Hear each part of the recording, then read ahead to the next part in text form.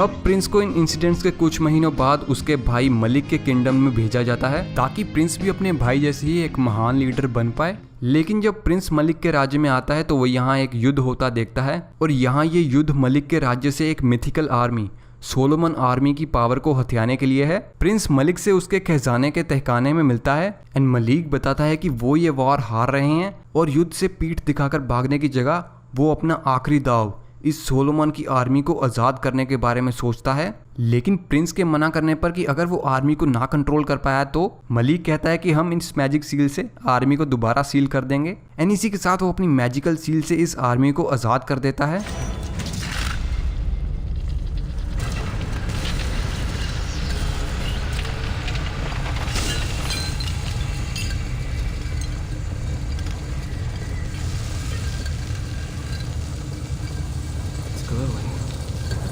It is only sand.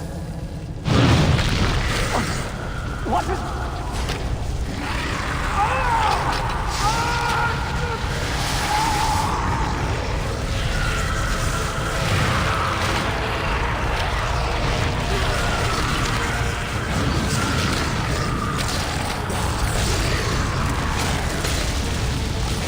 We have to get out! Head for the fortress!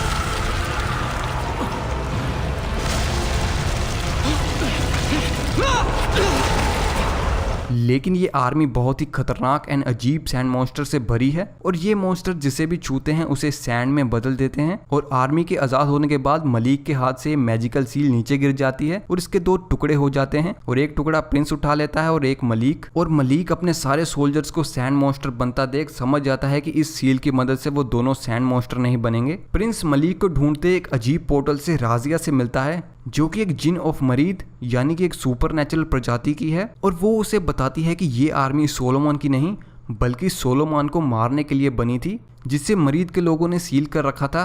और अब इसे दोबारा कैद करने का एक ही तरीका है कि प्रिंस दोनों सील्स को जोड़े और राजिया प्रिंस को मलिक तक पहुंचने के लिए मैजिकल पावर्स देती है। प्रिंस एंड मलिक के मिलने पे मलिक को अब इस आर्मी को रोकने की बजाय खत्म करने पर ज्यादा मजा आ रहा है क्योंकि मलिक इन सैंड मॉन्स्टर्स को मार और पावरफुल बन रहा था। लेकिन सैंड्स की पावर मलिक पर हावी होने लगी और प्रिंस के राजिया को दोबारा मिलने पर राजिया उसे ऑर्डर देती है कि वो मलिक से सील फोर्स से छीन ले। प्रिंस इस बार मलिक से सील छीनने की कोशिश करता है लेकिन मलिक अब ज्यादा पावरफुल हो गया है एंड वो प्रिंस को गिरा अपने किंगडम वापस जाने के लिए कहता है। मलिक का पीछा करते प्रिंस को रताश दिखता है जो कि इस सैंड आर्मी का लीडर है। प्रिंस को पता लग जाता है कि रताश मलिक के पीछे है और अपने भाई को रताश से लड़ता देख प्रिंस उसकी मदद करता है एंड दोनों रताश को हरा देते हैं। लेकिन मलिक रताश की पावर को भी अब्सॉर्ब करने की कोशिश करता है लेकिन रताश की इमेंस पावर से मलिक के हिस्से की सील टूट जाती है जिससे रताश मलिक की बॉडी पे कब्जा कर वहां से भाग जाता है। प्रिंस राजिया से दोबारा मिलता है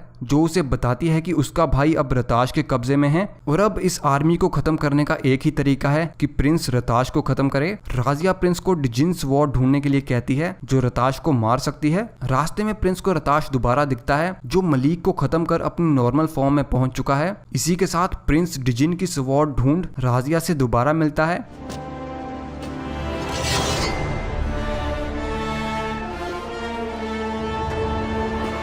If any part of Malik is still alive, I hope he will forgive me for this. राजिया इस तलवार में समा डिजिन की स्वॉर्ड की पावर कंप्लीट करती है। प्रिंस रताश को मारने जा देखता है कि रताश अब जाइगेंटिक बन चुका है लेकिन राजिया के सपोर्ट से प्रिंस रताश को मार देता है।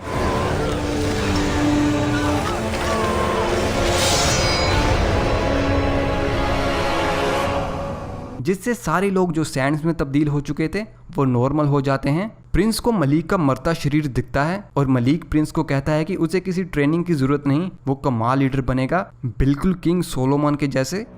You saved us. I'll get help. No, it's too late for me. But tell our father I said, you will be as mighty a leader as King Solomon himself. Malik! और ये क्या मलिक मर जाता है। प्रिंस डिजिन की sword को रकीम design की city में दोबारा रख देता है और अपने किंगडम पर्शिया में मलिक की डेथ को